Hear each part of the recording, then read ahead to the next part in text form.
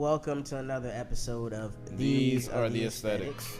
I go by the name of Cheech, a.k.a. the ladies' favorite broadcaster, a.k.a. Mr. Consistency, a.k.a. rain, sleet, or snow.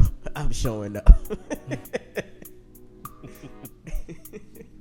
I go by the name of Gary, a.k.a. In Gary We Trust, a.k.a. Mr. Sneaker Convo, a.k.a. Back and Better. Okay. Yes, and I'm here. And so you want to tell flesh. the people why you weren't here last week because you had an issue with me not saying anything. When I'm not here, like the little times I'm not here, like Cheech will just say, Gary's not here, but Terrence is here, but Slim is here. Like, damn, nigga. I didn't want to get too personal. I didn't know what you want to share, what you comfortable with sharing. So I kind of like leave it up to you to share your truth when you get back. I just thought I was being respectful, you know. Okay, but, sure, you know. sure. And then it doesn't help that O'Seal, like I think 1 or 2 days later, he's posted pictures of his all his friends, and then he posted a picture of us looking mad serious. It's like when y'all beefing, but you got to put off this thing. That's true. I saw that. I meant to talk to him about that. Yo, that's a bad narrative. It is because a lot of people, because they don't see us together a lot, or they don't see us out, they think, oh, they only do the show together. They're not actually friends. Like me and Gary, we chop it up. We talk multiple times a week. We hang out. We do all the things that friends do. Like, I'm his best man. So yeah, exactly. Like stop the silly narratives. But how are you feeling today? Let's check the temperature in the room. Feeling better than you. Okay, I'll take that. On a scale of 1 to 10, how you doing? And tell us why. I'm feeling like a good 8. Yeah, like I was under the weather last week. There's been like a nasty flu sweeping the nation, and of course, anything that's going around, Gary always gets it, unfortunately. But I'm a lot better for sure. But I was even like this past weekend, I was thinking like I just didn't want to do nothing. I'm not gonna lie to you. I was like completely out of it because the weekend before I was sick as a dog. Then the weekend before that I was in Jamaica. So it's like this week. So the last weekend I'm like, all right, I'm just probably just to stay in the crib, just catch up on some sleep. My apologies to the homie Skipper, because I didn't get to make it out. I get a late. We were talking. We was tearing your ass up. I know. I get a late FaceTime call from you and Jerry, and I'm like, oh shit, the whole block out there. That's true. And you can even. And you're my witness. When you called me, I'm under the covers. I mean, I don't know what you were doing, but yes, it seemed like you were. But as far as me, man, I'm okay. I'm not feeling the greatest because I do feel like, just like you said, something is going around. I feel like I'm coming down with something. I don't think I got it yet. No, you guys keep persuading me that I got it. I don't know, but again, denial is more than the river. What's crazy is I worked the last 10 days straight, so that's why I haven't been getting a lot of sleep. So I thought I just needed some more energy. So I bought some liquid IV. I'm getting more electrolytes. I bought some Theraflu because I'm big on trying to prevent shit from getting worse when I feel like I'm coming down. Because I rarely get sick. You know, I really do have a strong immune system. So, but yeah. Right now, I'm on 15 kind of drugs. All right, future. Not like that. I'm on like 15 drugs, trying to keep it together, try to show up, create content, and yeah. So, yeah. And for the record, I'm not getting anybody sick over here. Nobody wanted to shake my hand. Everybody act like I got the fucking, what they used to call that shit back in the day, by though? Leprosy. They act like I got leprosy. So, my own friends there want to shake my hands and shit, so. I don't know how to feel about that. Man, but I'm here. I'm glad you're here, man. If I could rate it, I would say I'm a 6 out of 10. But I'm a soldier. And I think you're around it. I'll be all right. But God, today's your flu game.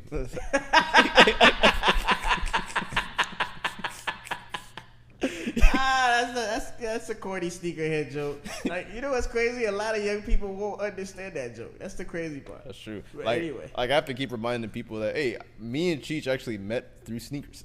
That's true. A lot of people forget about that. That's true. But then Cheech became friends with everyone in nightlife, and then that's what a podcast looks like this today. Oh man, there's been a lot of things going on. Yes. I just want to let people know, before we even show up here to record, me and Gary be on the phone for like hours laughing, about a lot of this shit. Like, we literally have multiple pods before this because there's a lot of things that we say to each other that we can't say on camera. 1,000%. So, what are we starting with today? Okay, so we got to talk about what's been sweeping the nation all over my TikToks, all over my Instagram. If you open your phone, you're going to see a buff-ass nigga with freaking some type of shit on his nose and dipping his face in some Saratoga ice water with some lemon juice. So there's this viral phenomenon, like he's a viral like content creator. He's like a fitness influencer or whatever. Former football player, I heard. I didn't even know that. I didn't even know that. But apparently this guy name is Ashton Hall. Okay. So like as I go on, I don't know much about him, but I went on his Instagram, I went on his platforms. He's obviously a swole ass nigga, but like pretty much he's known for like doing his like daily morning routines pretty much. Like kind of like I get ready with me on steroids, literally. Okay. Not saying he's on steroids, but like he's like an amped up version of a get ready with me. I mean, I thought Drew Walls was oh, he put Drew Walls to shame. Yeah, that's what I'm saying. I thought Drew Walls was a little on it too crazy, but this guy blowing it up the water. My thing is with these influencers and these fitness gurus, let's call them that, is like we're people, right? And I'm watching his videos, right, about his day, and it's like, bro, I know you don't do this shit every day. Number one. Number two, like, where's your social life? It looks like you just wake up, work out, and you all about business and stuff like that. I know you got a family.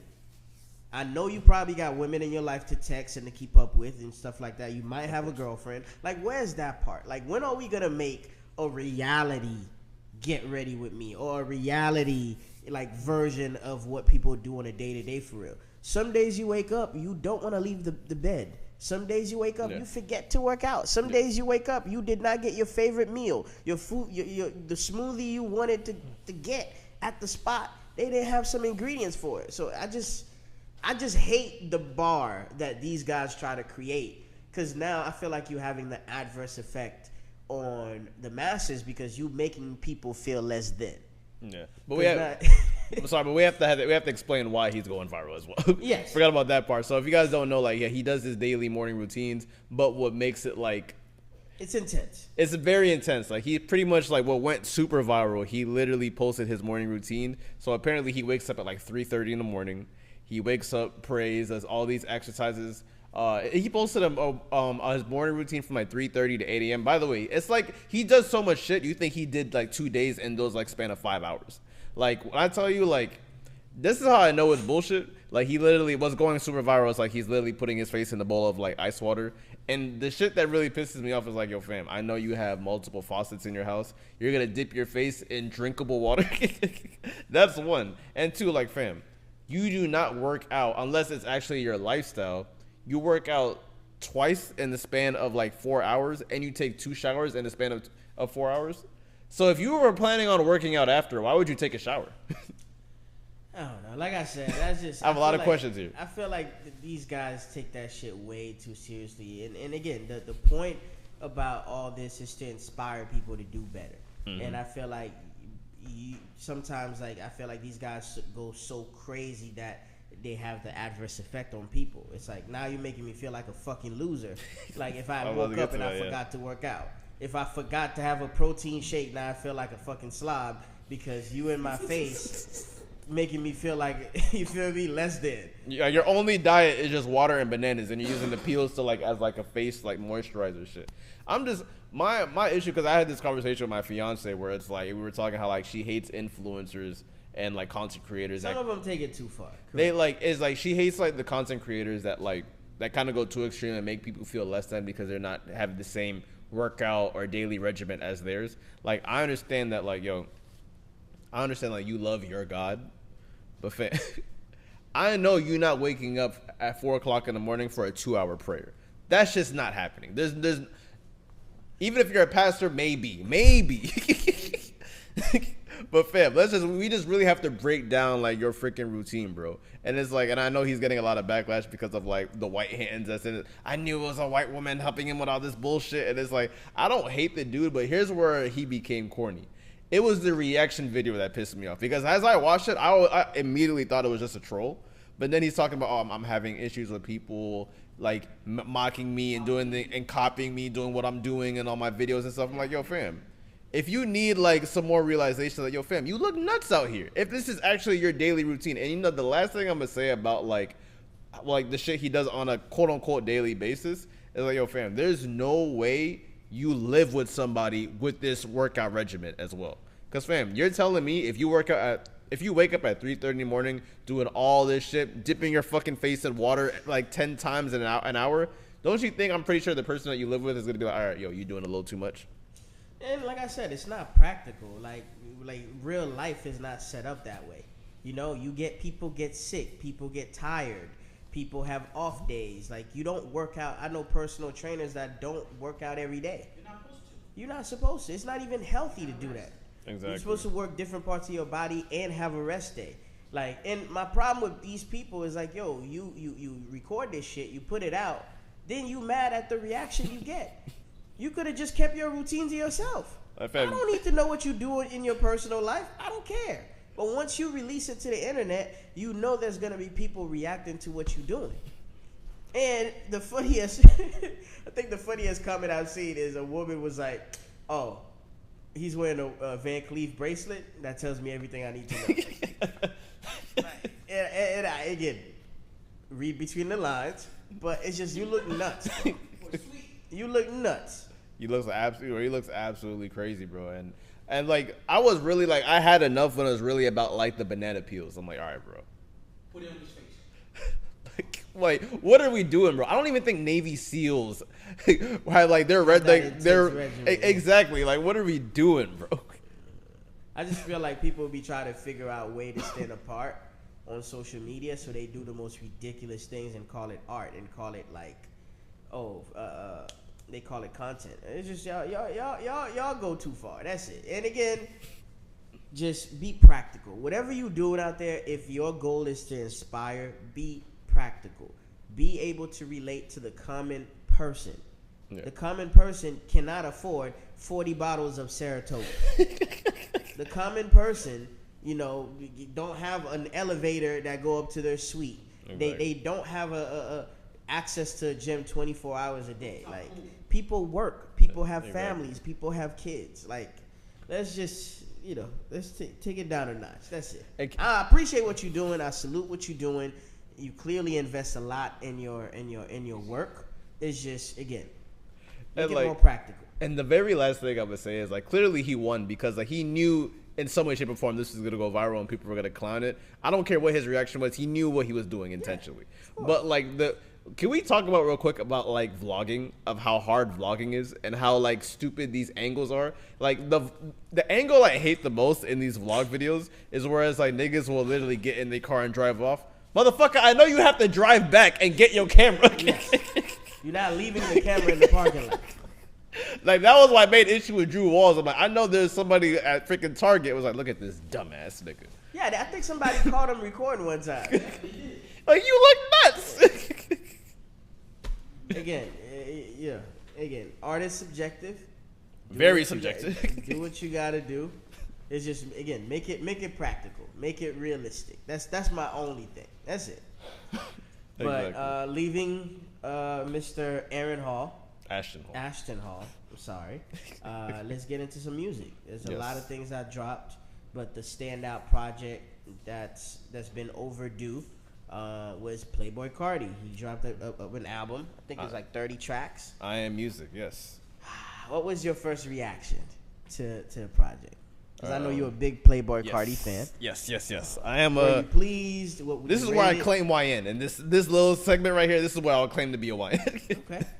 Like, yes, I've been a big fan of Playboi Carti since like literally 2015. What exactly do you like about Playboi Carti? What I like about Playboi Carti is like he makes music where it's like you don't have to think. It's just more of like a vibe. Okay.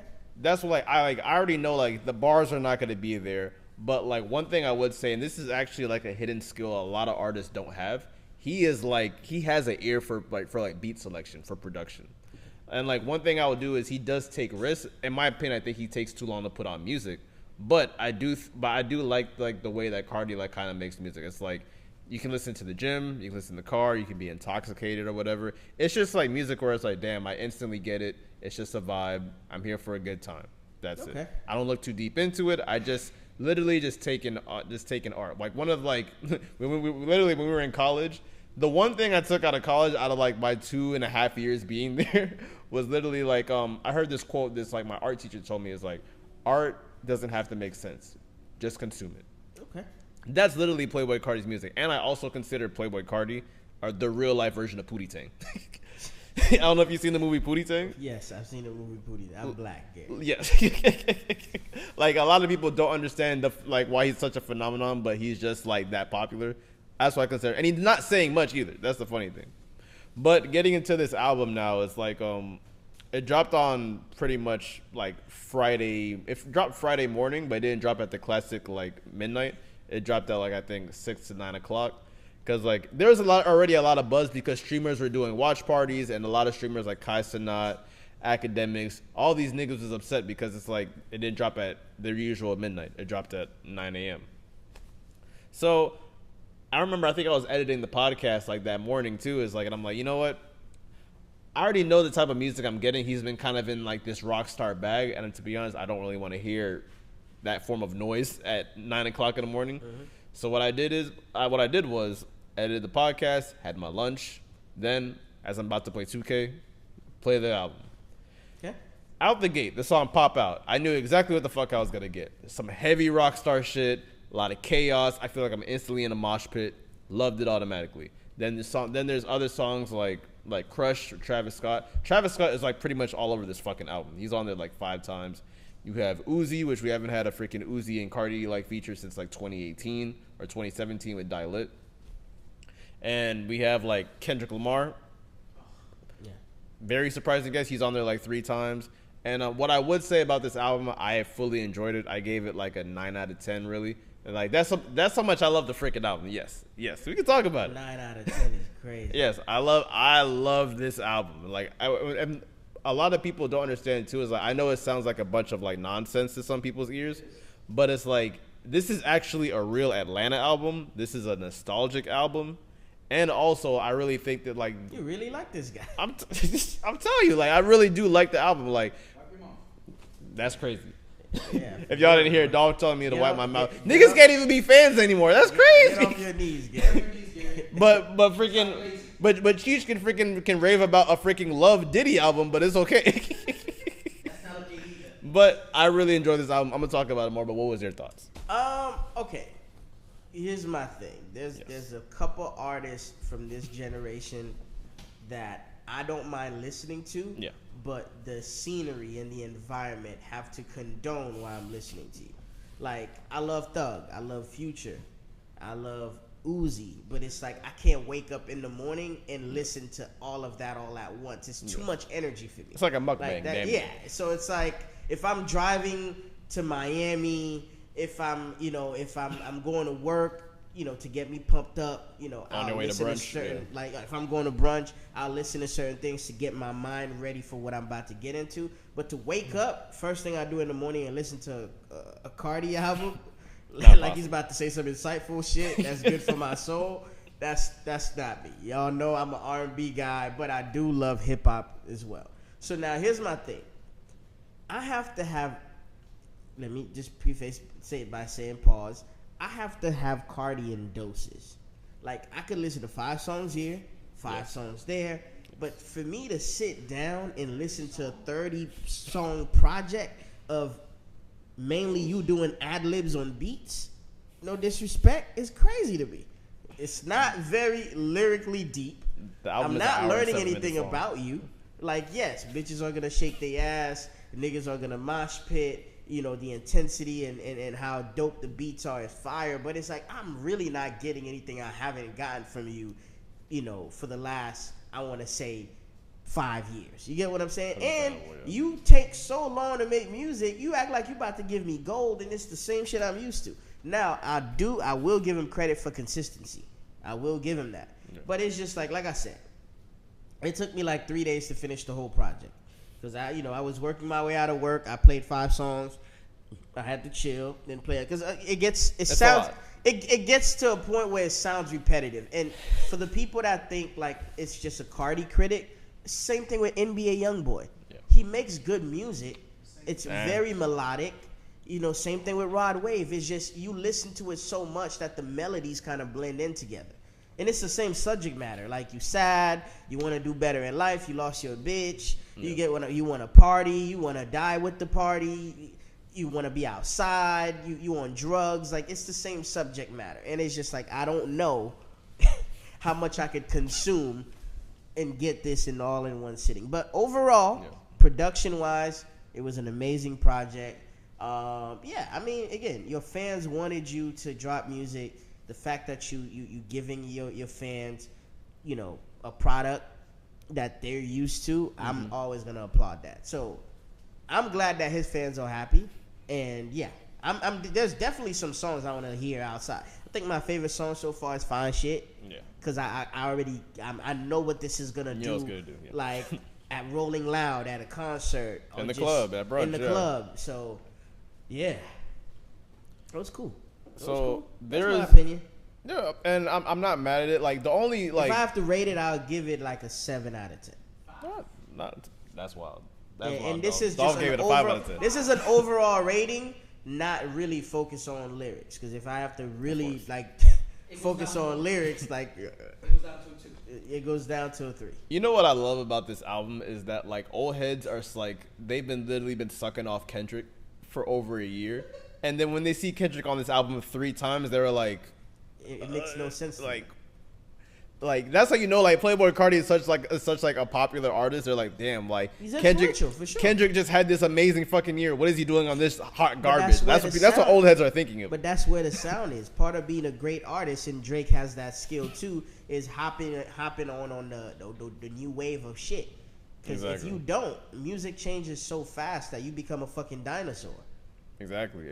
There's a lot of highlights on this album. Like, I understand, like, this album is like very it's very intimidating, like looking at it from the outside looking in. But I think, like, the overall 30 songs was like 1 hour and 7 minutes. Okay.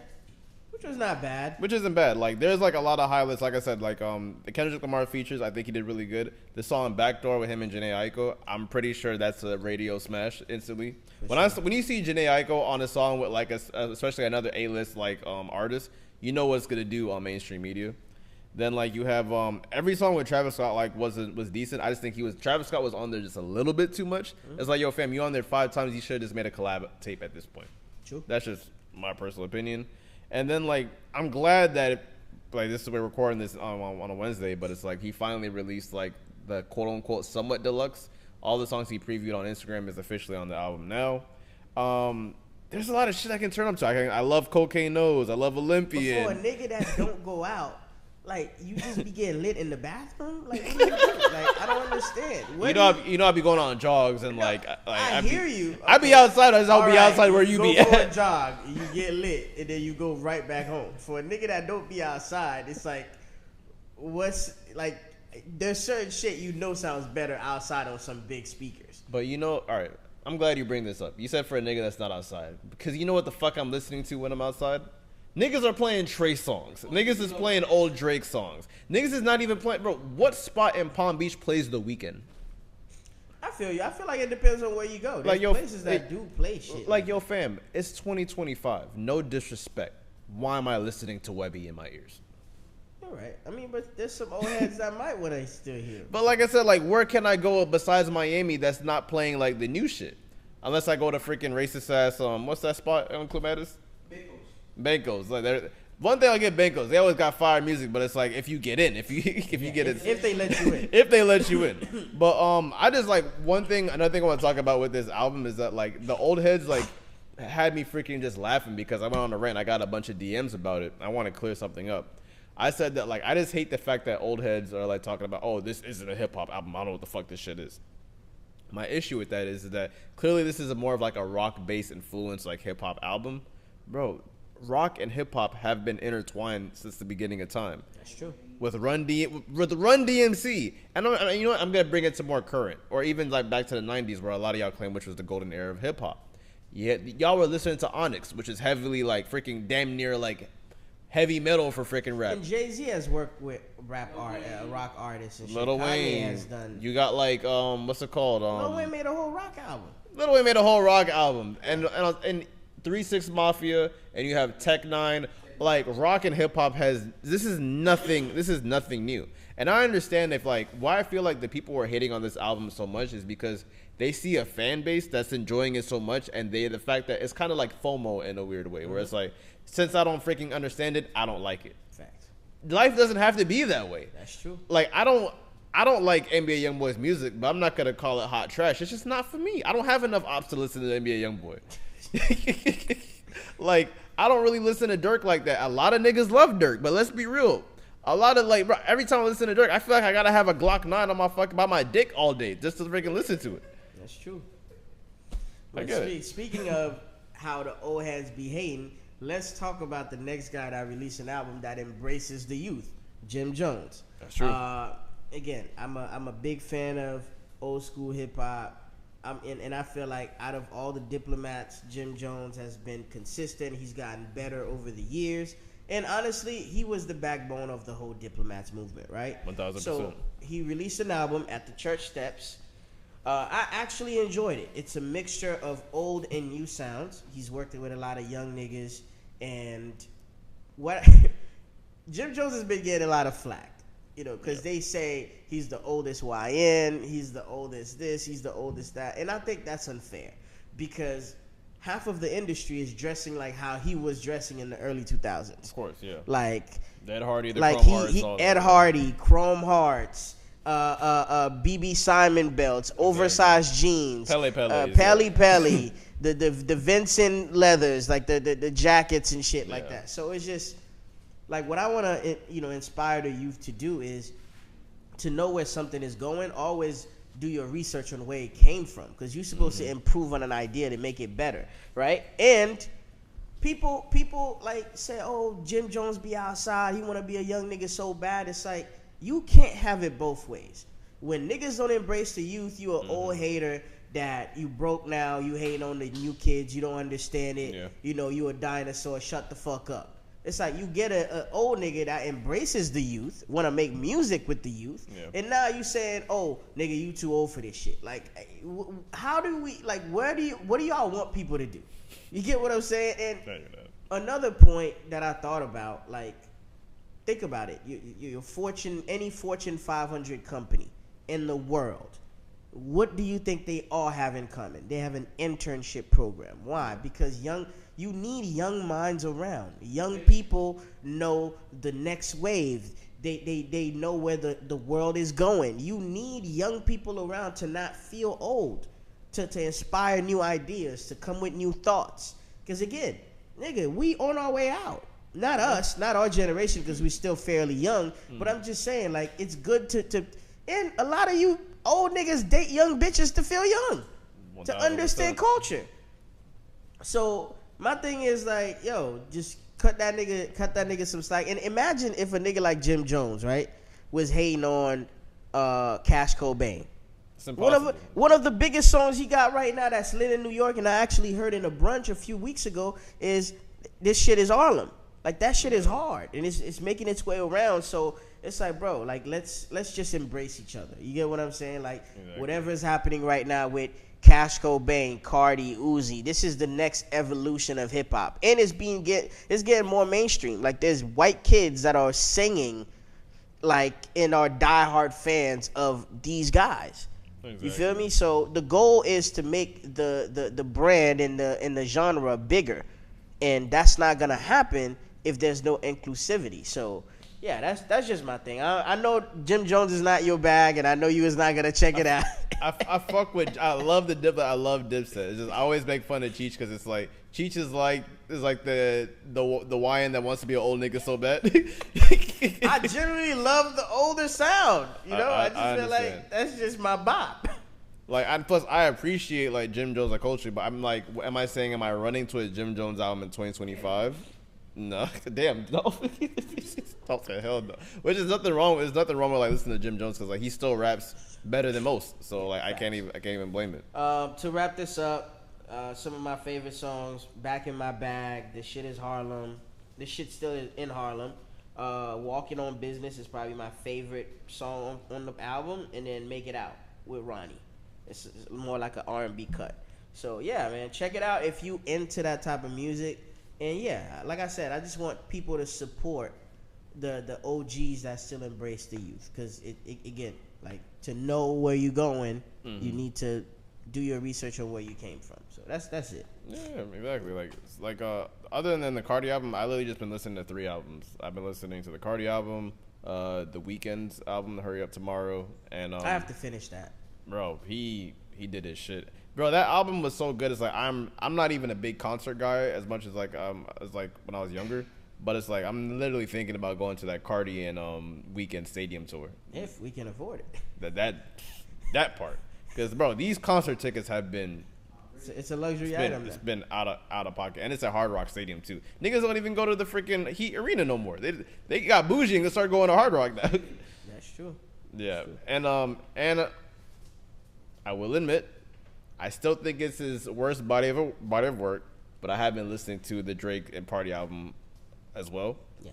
I still think there's a lot of good songs on it. I still think it is like not his best tier album, but I'm just listening to it's new Drake music.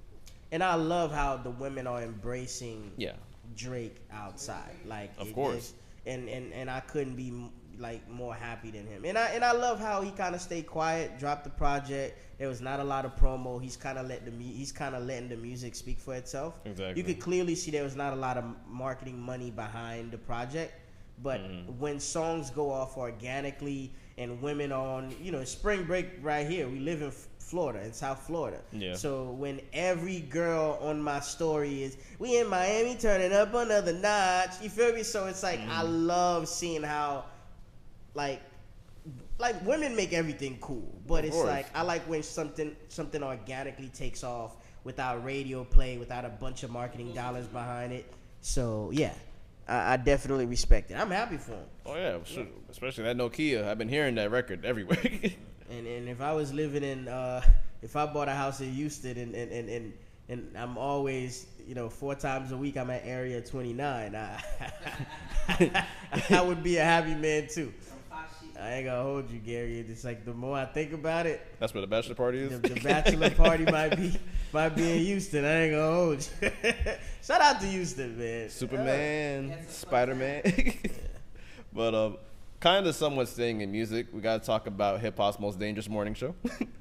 Yes, the Breakfast Club. The Breakfast Club. So the Breakfast Club has been in a lot of headlines recently because there has been a public dispute. Okay. With or some public differences with Jess Hilarious. Some internal turmoil. Internal turmoil, yes. So Jess Hilarious, a comedian, as you guys know, she kind of filled in that role of Angela Yee at the Breakfast Club, and there always was kind of friction with Jess Hilarious and Charlamagne and DJ Envy, even before she got signed, because there's always been like some form of like weird drama just circulated around those three. But as time goes on, people got accustomed to her. Yeah. So I never thought she was like that. She's actually pretty funny. Like if you've seen her on Wild 'N Out, she's actually hilarious.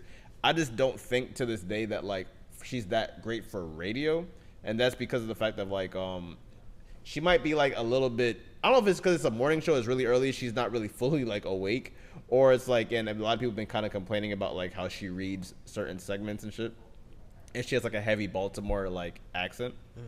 So, but I still think like she fits the show decent. But now, some time goes on, she got pregnant.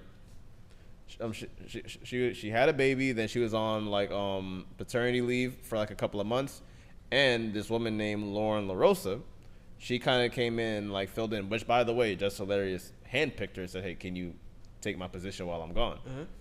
Cool. Now, Lauren's there now for some time, and she's killing shit. Just to the point where it's like Lauren kind of feels that void of like that Angela Yee was there, because Lauren, like, she's really on point. All the interviews, she asks the right questions. She, everybody like enjoys her reading. She's a very fluent reader. You understand her very clearly, and like she's pretty sharp as well. She'd be kind of going back and forth with Charlamagne. She has a better radio voice. That too. As someone, some people would say. That too. So she kind of, it's pretty obvious she kind of fits that role better than Jess. So Jess Hilarious comes back, and then people realize Lauren LaRosa she didn't go nowhere. She's still there. And obviously Jess Hilarious kind of like brought that to attention, where it's like, hey, I'm not really that comfortable with like, why is Lauren still here? and they finally aired that out. She went on live like the night before they actually aired out everything on like social media and on the radio show. And I think she was kind of intoxicated a little bit. Some probably Henny or some Casamigos was in her, but she went on live expressing how she felt, and then like literally the next day they all kind of aired out their differences.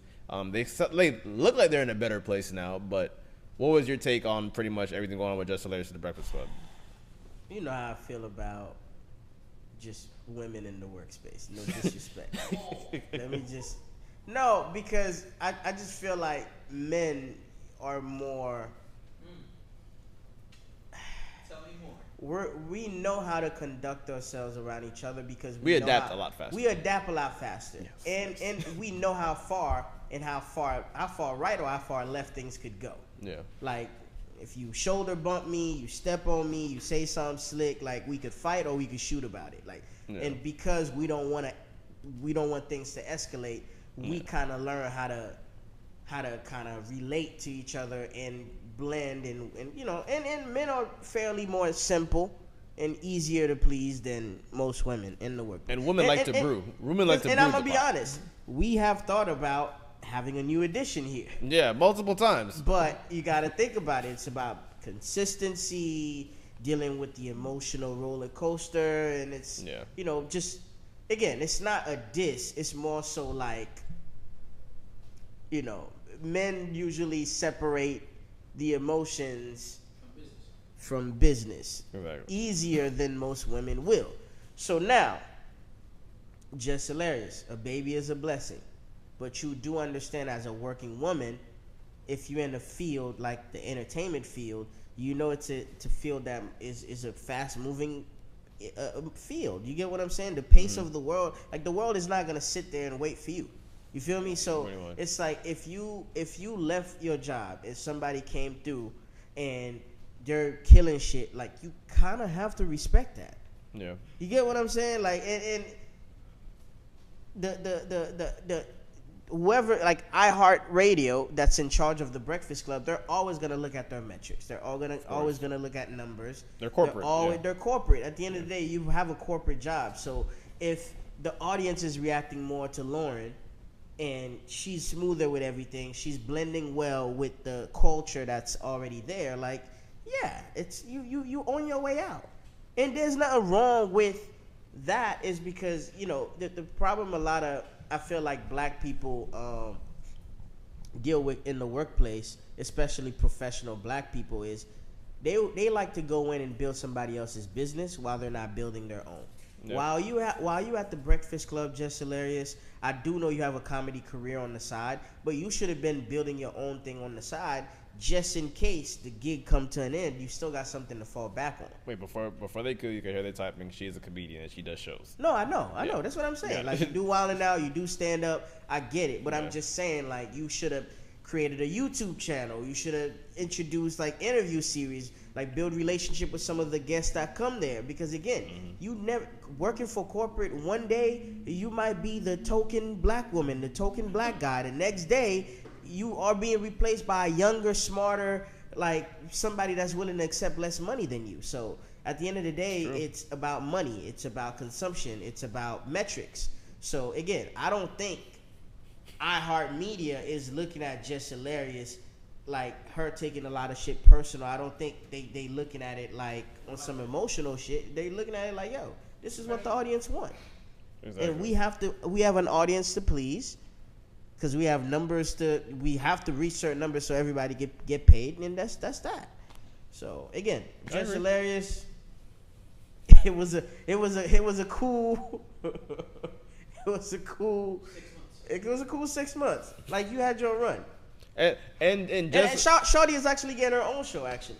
So she's gonna be out of your hair soon. That's good. And to give Jess Hilarious, like to cut her some slack, she was the best candidate at the time when they were like kind of seeing like, oh, who blends in well with they're scouting people. The only person that was like, I would say that was the best, it was like literally the most common, like, nah, y'all need to hire this person, Jason Lee at the time. But the thing is with Jason Lee's too messy and he has too much dirt on every celebrity that comes on this show. And people would be uncomfortable sitting down. Exactly. Fam, he was literally on the Breakfast Club for a week, and he aired out OBJ, Eddie Murphy, like all these, like, all right, bro, you need to tone it down. It's kind of like when Jason Lee was literally on the Breakfast Club. It reminded me when Selena Powell had her freaking own show on No Jumper, when she was airing out every freaking rapper and ball player, like so pretty much. So but going, I think like there's like a subtopic on this topic as far as like, is there like a bad time to get pregnant or have a child? I don't think it's a bad time to have a child because, again, whatever time that you are blessed to have a child, hey, if you ready for it, go for it. But at the same time, again, it depends on the field. Like a lot of professional women delay having a child. Yeah. A lot of women A lot of women don't want that stress on their body while they're working, and a lot of people don't prioritize having a child. Not every woman wants a child. So, but at the same time, again, you have to be realistic about where you are in the world. That is true. Because time don't wait for nobody. I would say like I don't have, me and Gigi, we don't have kids. We try to get somebody here with kids, but it didn't work out. But pretty much, I wouldn't say there's a bad time to have a kid because, like I said, like you said, like a child is a blessing at the end of the day, and that's really our only job as human beings is to procreate at the end of the day. Correct. But I will say I'm not saying there's a bad time to have a child, but there are definitely better times to have a child. 1,000%. That's one thing I would say, because like, and it's not just work for women, because I'm not gonna get into the whole your body, your choice, which is true. But for men, if you know, like, hey, you're trying to get a specific position in your job, or you have a job that requires you to move around a lot, you can't really have like a social life like that. Pretty much, like imagine like a nigga that like works for a cruise ship. You're gone majority of the year. You don't see your family or nothing. So it's like shit. Even the truck drivers, like a lot of them, it's hard for them to raise a family unless the wife stays at home and and raise that child. But it's all about the dynamic you try to. I don't know. The biggest thing for me has always been I want to be in a good financial position to be able to have a child, because like I said, if I'm not going to be that present, I want to make sure that my wife has a nanny or she has the right amount of support around her, because there's a lot of stress on your lady's body when she has a child. Then they deal with postpartum afterwards, and if she really doesn't have the support around, she could go into depression. You get what I'm saying? And that could affect your relationship, your marriage. So to me, it's like, it's good to be, one, in a good financial position, and two, having that time around. Because if you want to have a child, I'm assuming you want a family. And exactly. I'm assuming you want to raise your child with, your significant other. So exactly, that's like important. Even personally, like me and my fiance, it's like if we had like a kid today, it is a blessing. But hey, we would like to have the baby after the wedding. Yeah, for sure. That's just like it would just like make more sense. It's like it is what it is. Like there's definitely better times, and I'm not just saying that like, oh, like with some women you have to get like the A word, or you go to certain metrics to not have a child. Men too. If you know you're in a position where you shouldn't be having kids at the moment, strap up. Simple. It works for men too. Facts. If you've been paying attention to Shade Room in the academics page, there's been a lot going on in California. Yes. Feds did a sweep. Yes, Feds did a sweep. There's a few figures in California in the crime culture in California. Gang culture. In gang culture. I mean, part of it's crime involving in gangs. Hey, Jim Jones said gang is not. It's like a fraternity. Which was hilarious, by the way. But yeah, so Big U, Loose Cannon, and Brick Baby were all involved in a RICO. Feds picked them up in affiliation to a lot of crime committed under the guise of people checking in, them using their influence to extort people, which has been a thing in California since forever. Exactly. Like pimping women, like it's everything under the sun. Like Schoolboy Q with the Drake chips and said, "You niggas love checking in. Y'all don't want to just go out there, do your show, stay at the hotel, or go to a restaurant. You always want to go to the worst part of the city and the state and all that." So, I mean, I personally, I want to start by, I don't believe in checking in culture. Again, But I'm also very responsible. I'm also, I'm very aware of my surroundings, and I also value my life. So if I go to LA, no, I'm not gonna just go hang out in Slauson. No, I'm not gonna go I'm not gonna go hang out where the Hoovers be hanging out at and shit like that. I'm not gonna link up with my gang affiliated friends to hit the club. It's just like, self-preservation is a thing. But again, you rappers want to be known, you want to be seen, you want to feel like you tied into the street life, and a lot of y'all go over there and y'all get extorted to be part of some type of quote-unquote clique. Or get killed, like a Pop Smoke. Or get killed and shit. So, R.I.P. again, there's a lot of chatter going around Big U, his involvement even in Nipsey Hussle's untimely demise, and him being involved in a lot of crimes and stuff like that in LA. How do you feel about what's going on? Like, how do you feel about stretch for this? Just even niggas going on podcasts talking about what they've done. Just these are my confessions. Niggas that go on podcasts to confess and to talk about their glory days as street lords. Fam, you talking about your glory days in the streets? There's literally just the feds just writing down everything you do. Like, and there's a statute of limitation on a lot of the shit that you guys are out here doing. So, yeah, like how do you feel about just the culture in LA, gang culture, and just that monopoly that Big U and a lot of like old heads have that used to run like gang affiliated corporations? Exactly. And if you don't know who Big U is, a nice comparison is he's to LA what what's his name? Well, pretty much Big U is literally he's the Crip version of Suge Knight. Suge Knight. Yes. What's that nigga in Houston? Prince. Jay Prince. So Big U is to LA like Jay Prince is to Houston. To just give you an idea of what it is. And he's damn to near give you perspective. He's damn near like you can even add he's kind of like a combo of like Alonzo from Training Day as well, low key. Yeah, correct. Because he has like government like ties as well. So y'all know my stance on a lot of this shit, especially street culture. A quote I always say for years on this podcast: there is no 401k in the streets. So if you have the option to not be in the streets, go the other way every single time. Now, one thing that pisses me off with a lot of this is that it is broadcasted on social media. Correct. On podcasts. The funniest thing about this shit is that one of my favorite videos that was like drawn up as evidence, literally, there was apparently a film crew around like Big U's area. Big U decided to take his phone and do a selfie video of saying like, "Hey, y'all checking in, right? Y'all checking in, right?" I think I saw that video. Cause if y'all don't check in, we checking you in. Or we might just get all your equipment. Fam, like, I just want to put this in perspective.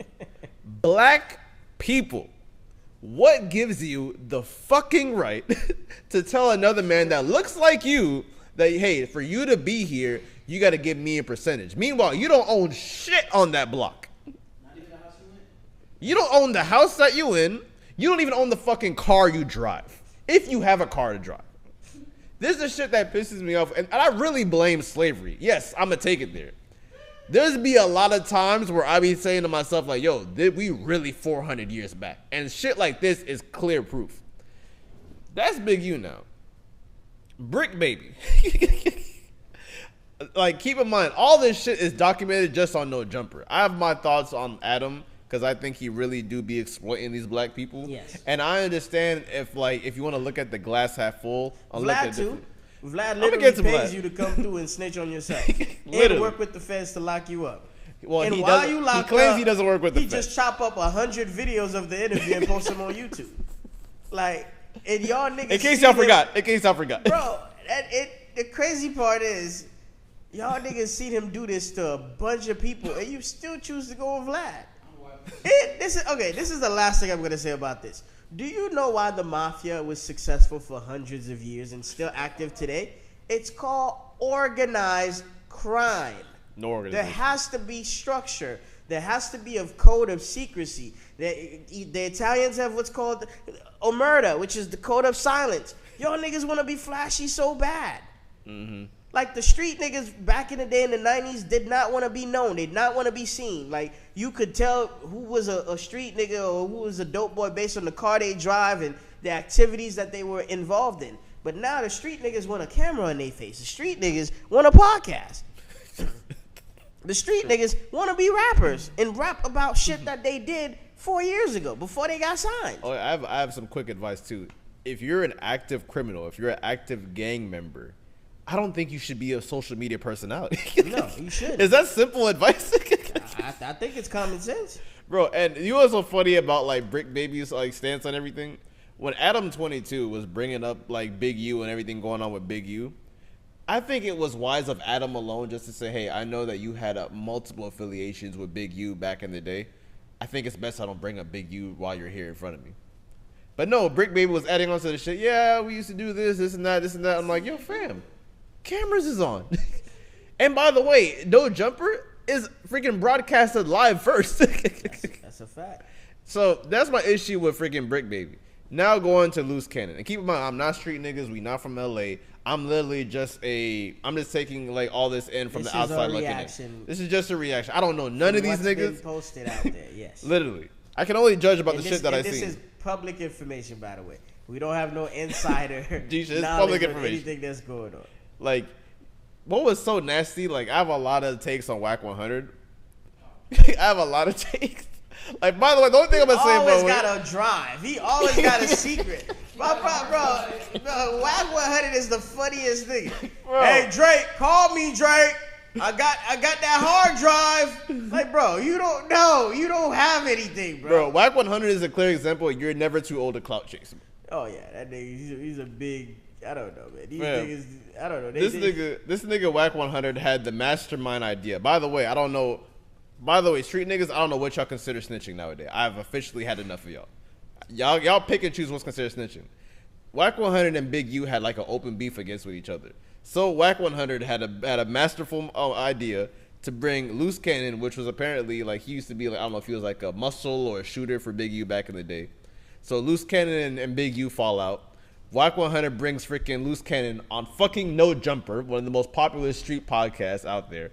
And Loose Cannon is just literally going on and on and on about the shit he would get into with Big U. And Whack 100 was like, this dumbass nigga freaking writing on this nigga for me. Yep. Freaking giving out full-blown soliloquies. And to make matters worse, this nigga Loose Cannon was looking like me on Sneaker Convo on my freaking room, pointing to the freaking camera, talking about listening all his vlogs and freaking, it's like an open diary about all the shit he used to do back in the day. Like, yo, fam, you can't do that. If I can see you, the feds can see you. Yep. And the last thing I'm going to say with y'all dumbass gangster ass niggas, y'all can't pull the whole, oh, this is entertainment. You can't pull the rapper shit. Nope. You are full-blown confessing in 1080p. Yep. And we can check all this shit, because like the feds could go back 4 years ago when this happened at the club. Like the most stupid ass shit that he did was talking about the Meek Mill situation. Oh yeah, man, we held Meek Mill in that club, man. Like we had to hit up Ross, and Ross had to send 50,000 cash. Like now you implicating Ross, who's minding his business, focusing on selling his fucking champagne line. Like it's like, my thing is, if y'all gonna like go on the self-deprivation tour, keep it about you. Like, I'm minding my business at home. Now my name is being dropped on No Jumper or on Vlad. If you're gonna incriminate yourself, do it by yourself. Keep my name out of it. I don't know, man. And that's why the OGs used to say, if you're gonna commit a crime, do it by yourself. 1000%. I'm glad to be a civilian. Jonathan Majors. Yes. Was back in the headlines because apparently he has a new movie that's actually out right now that I've been wanting to go see. I'm trying actually, to Magazine Dreams. Yeah. It looks really good. Yes. They low-key being racist with that movie, because that movie is not in every theater, by the way. Yeah, they shelving the shit out of that movie. Yes. Yes. But, you know, he has a new movie, Magazine Dreams, out, and he made headlines, I want to say, a few weeks ago for allegedly, I don't know for sure. Nobody knows for sure. That's true. They got married. It's true? Yeah, it's true. Well, apparently he actually ended up marrying Megan Good. You know? I had my thoughts on this relationship since it started. Again, I'm a big fan of love. I love love. But at the same time, and this is for my black women out there, you have to know when you be used as part of a ploy. Like, a nigga can't have a track record of dating white women, and then he gets in trouble. All of a sudden, he goes after black Hollywood sweetheart Megan Good. Like, he's clearly, you can tell that relationship was birthed to like soften his image and repair 1,000%. His image in the black community, because realistically, Jonathan Majors, when you was on top of the world, nobody seen you at the NAACP awards. Ain't nobody saw you on BET. Ain't nobody saw you in any of these publications. So now all of a sudden that you got dropped by Marvel, you just on a tour now at every major black publication or any gossip column, talking and lending your voice to. Like, you sitting down with Jason Lee. And there's nothing wrong with Jason Lee. I love the way he creates content. Is that my way of creating content? I don't personally do it. But again, I just feel like this relationship is phony. And again, the only person he's truly hurting in this process is Megan Good. Because you could clearly tell she's a good girl that want to fall in love and be in love and grow with somebody. And niggas like you is literally fucking wasting her time. Yeah, like, speaking as someone who's literally in the process of getting married, because like I already know that like me and my fiance, we're doing a rollout. We're gonna post like pictures. We're gonna have like bridal showers, bachelor parties, bachelorette parties. It's like we're doing the whole shebang, and we're not even famous.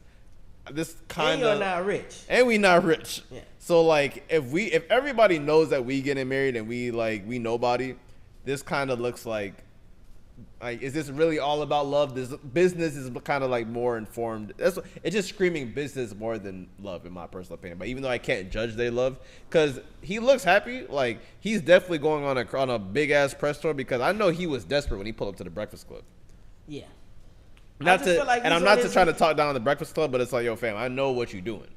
I saw you at Essence Fest, so I know what you try. I know what you're trying to. You really try to. What happens all the time is these big actors, they kill in Hollywood. They fall from grace. And of course you need your black people, because we always support our own. You need us to pick you back up, and then when you're back on your feet, you're going right back to Hollywood again. Yeah. So I just don't appreciate the redemption. It's just too obvious. That's it. Again, I don't know his heart. I don't know the man personally. He looks happy. I'll give him that. Look, he's an amazing actor. So I'm never talking about his skills and him as a person. He might be a good guy, but it's just like to me, I got eyes and a brain. It just looks too obvious where you going with this. That's all. Yeah, I agree. Because what I feel like if you didn't date Megan Good, you would have went after Sanaa Lathan, or you would have went after Regina Hall. Like, it's just like, like, what's the call? But she got scooped up already. Tiana Taylor. You know, and another one that got scooped up is Gabrielle Union. Like, thank God she's married already. But it's like, yeah, bro. Cut it out, bro. I got eyes and a brain. Stop using relationship as a ploy for forgiveness, and just, bro, let the talent speak for itself. Let your work cut out for itself. That's all. But I'm gonna end it on one of your favorite quotes: "Love wins." Love wins. Yeah, man. Do what you gotta do. You know, worry about your happiness, and yeah. But this has been a nice little therapy session for me. Yes. I feel better already. I'm not gonna lie. But yeah, you need a pillow and a blanket. I'm definitely going straight home after this and get some rest. But I go by the name of Cheech, aka I still made it here, aka yeah, man, we got some exciting news coming, aka yeah, man, we gotta keep the work going. Of course, man. I go by the name of Gary, aka In Gary Trust, aka Mr. Sneaker Convo, aka you better check in with God before you check in with me. I like that. And what is this, and man? We are These are the aesthetics. See y'all next time.